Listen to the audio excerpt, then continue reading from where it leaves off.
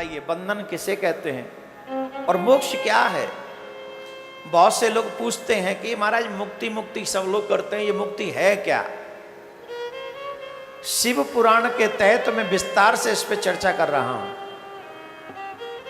आप लोग इस प्रसंग को बड़ी सावधानी से सुने और समझें, बहुत विशेष है ये।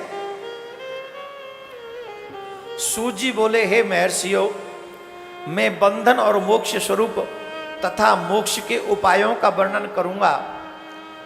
मोक्ष प्राप्त करने के उपाय क्या हैं, बंधन किसे कहते हैं। अभी बहुत से लोगों को कह दो गृहस्थ में पड़े हो, कैसा लग रहा है, बोले आनंद है, सब बढ़िया है, लेकिन वो भूल जाते हैं ये बंधन है। बंधन कैसे है, जेब में पैसा ना हो और बच्चा कोई डिमांड कर दे, दुख मिलेगा ही मिलेगा।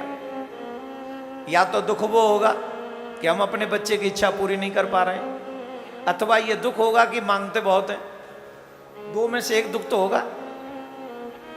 क्यों, बंधन है, संबंध है तो बंधन है, और ये बंधन हमारे दुख की कारण है। इसे प्रकृति में ढंग से बताऊंगा, आप लोग आदर पूर्वक सुने। जो प्रकृति आदि के 8 बंधनों से बंधा हुआ है वह जीव बद्ध कहा गया है, मतलब वो बंधा हुआ है। जो प्रकृति के 8 बंधनों से बंधा हुआ है वह व्यक्ति बंधा हुआ है, उसे बंधा हुआ समझना चाहिए। और जो उन 8 बंधनों से छूटा हुआ है उसे मुक्त कहते हैं। प्रकृति आदि के बस में जो करके जो लोग प्रकृति इत्यादि को जो अपने बस में कर लेते हैं वो व्यक्ति बद्ध नहीं है, वो मोक्ष प्राप्त है, वो खुद ही मुक्त हो चुके हैं।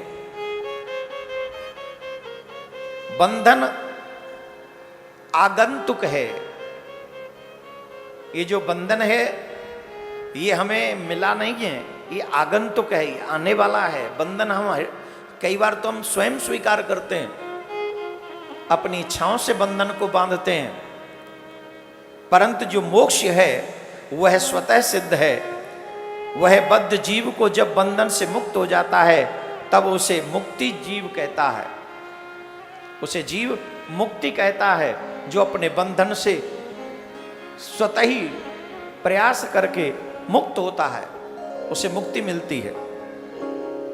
प्रकृति, बुद्धि, महतत्व, त्रिगुणात्मक अहंकार और 5 तन्मात्राएं, इन्हीं ज्ञानी पुरुष प्रकृति मानते हैं। और प्रकृति आदि 8 तत्वों के समूह से देह की उत्पत्ति हुई है। देह से कर्म उत्पन्न होता है और फिर कर्म से नूतन देह की उत्पत्ति होती है। इस प्रकार बार बार जन्म और कर्म होते रहते हैं। इसको आप ऐसे समझेंगे, हमें ये जीवन मिला, अच्छे काम करेंगे तो स्वर्ग में जाएंगे, बुरे काम करेंगे तो नरक में जाएंगे। जब सुख और दुख भोग लेंगे तो फिर से एक नया जन्म मिलेगा, फिर एक नए जीवन में जाएंगे और उस नए जीवन में फिर कर्म करेंगे और फिर सुख दुख मिलेंगे, फिर स्वर्ग और नरक मिलेगा।